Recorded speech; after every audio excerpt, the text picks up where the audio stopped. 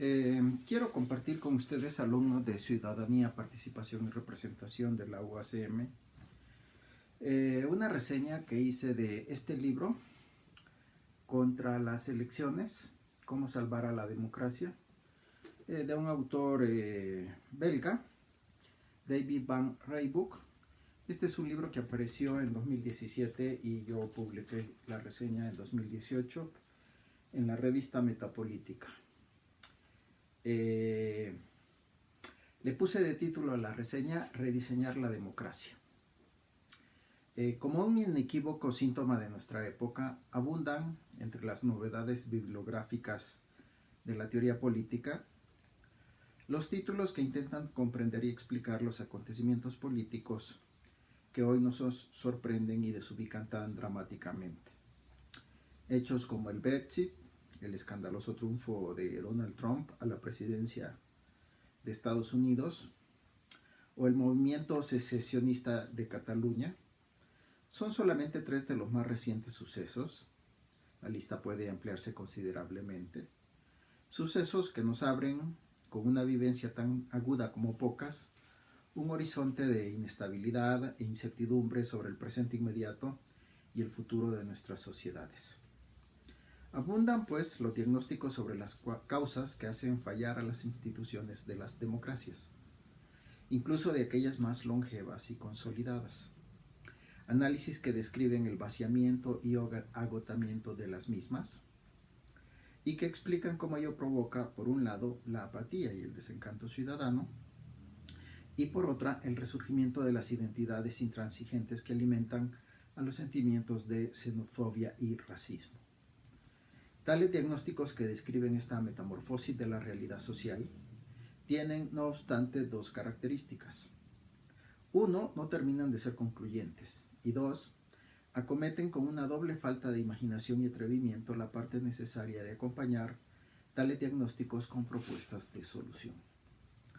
En este contexto se ubica el presente volumen que reseño.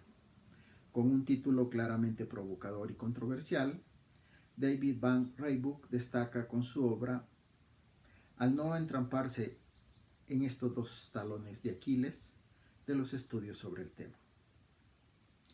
Contra las elecciones. Cómo salvar la democracia es un ensayo ágil, panorámico, completo, muy bien documentado con literatura actual, pero sobre todo propositivo.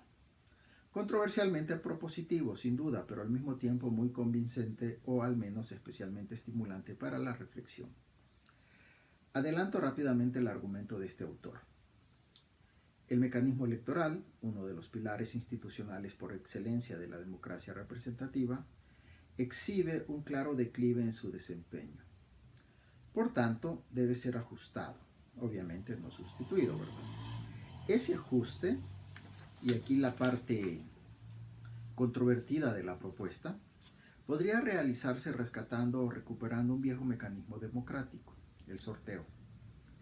Una equilibrada combinación de elección y sorteo sería la respuesta más eficiente para volver a acortar la distancia entre representante y representado, lo que insuflaría, argumenta convencido Van Rysburg, dinamismo, legitimidad y eficacia a las desorientadas y confundidas democracias del presente.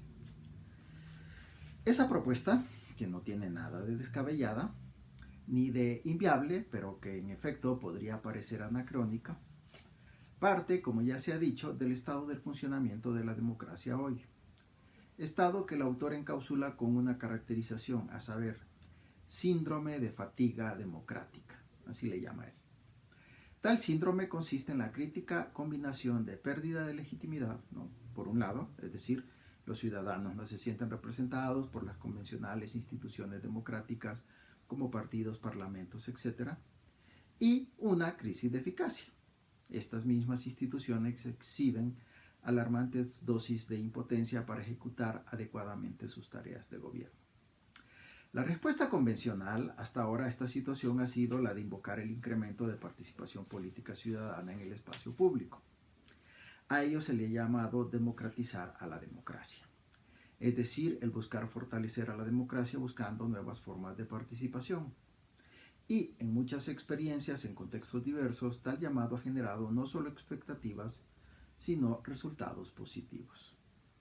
América Latina ha sido en este sentido un semillero de experiencias exitosas y estimulantes, pero también ha conducido a callejones sin salidas a los que Van Riebeeck precisamente denomina el ingenuo culto a la participación y a la democracia directa.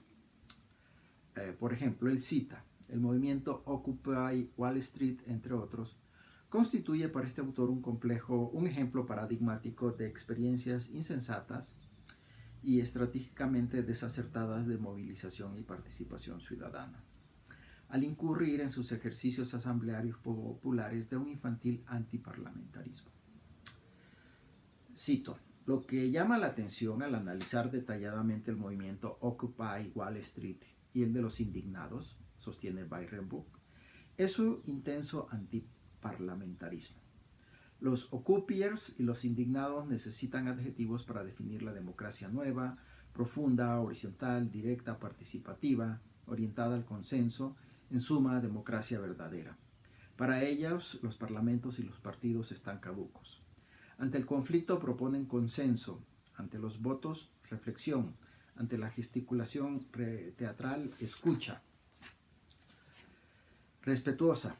Rechazan a los líderes, carecen de exigencias concretas, desconfían de la mano tendida de los movimientos existentes. Sí, cierro de la cita. Bien, salvar a la democracia con más participación ciudadana no implica, pues, incurrir en dos persistentes errores. El primero, renunciar a la representación política moderna y sus instituciones, los parlamentos, los partidos políticos y las elecciones. El segundo, en oposición a lo anterior, aferrarse a toda costa y de manera inercial y acrítica a las reglas que rigen el funcionamiento de estas instituciones. Para este autor, el síndrome de fatiga democrática está causado, en efecto, por la debilidad de la democracia representativa.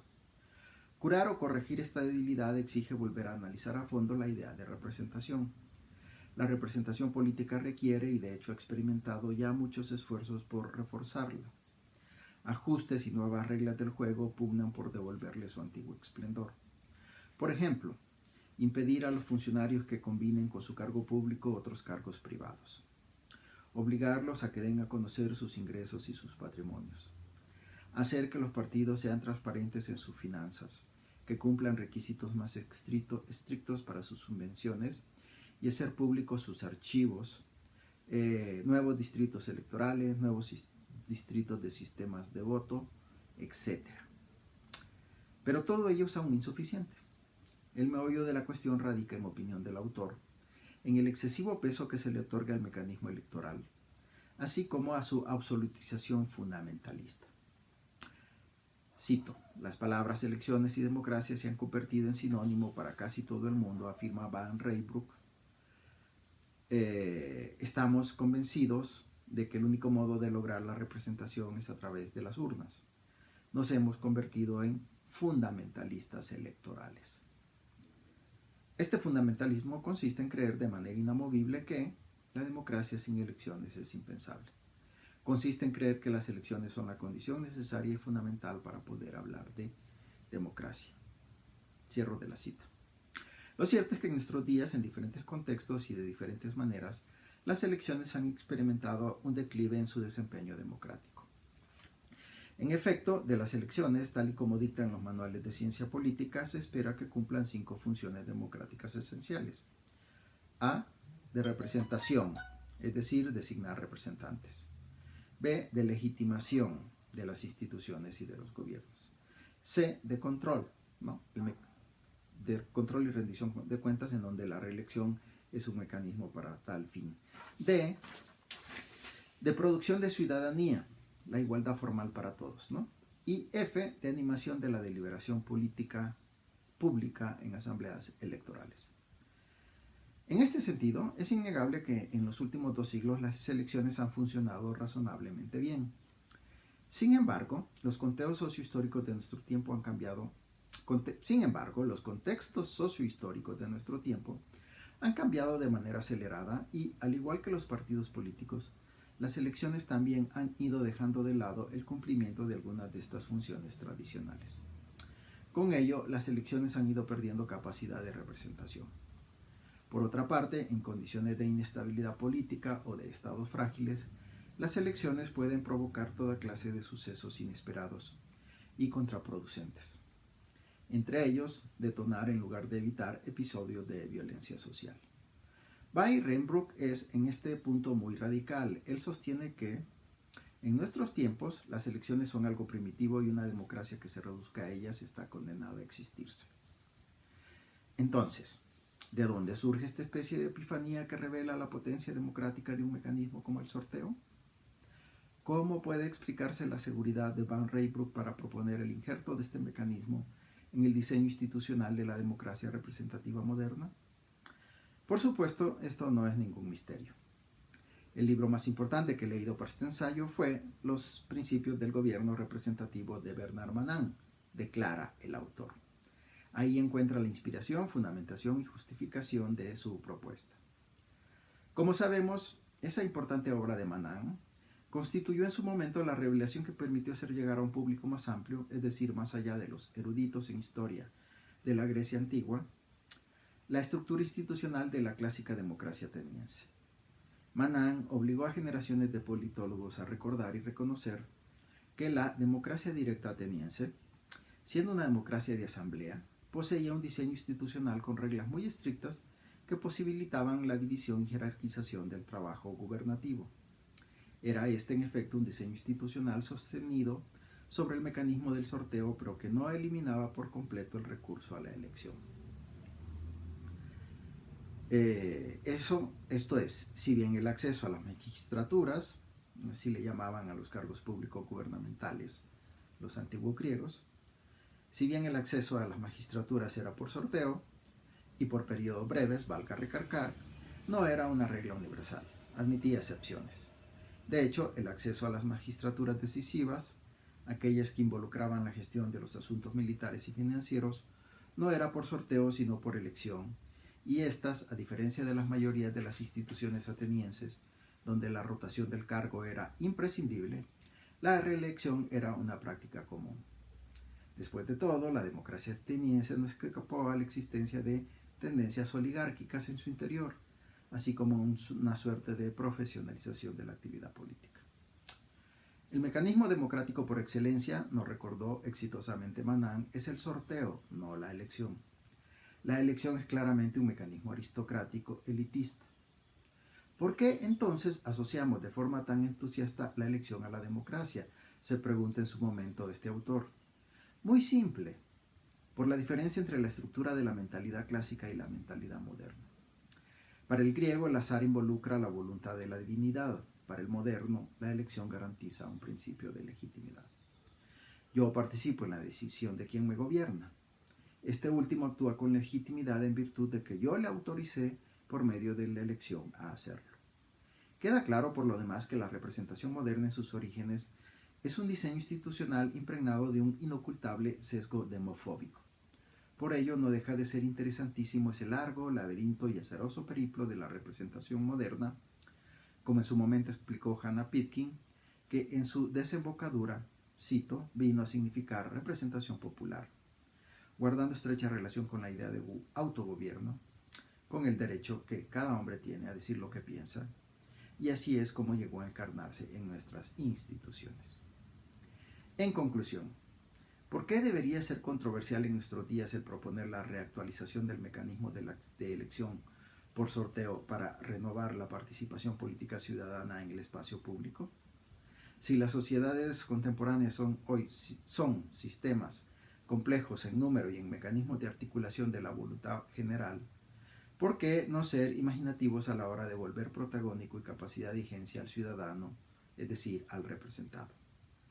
El capítulo 4 de este libro, titulado precisamente Remedios, es una interesante reseña de experiencias reales, exitosas, limitadas evidentemente, y todas ellas realizadas en contextos de democracias desarrolladas.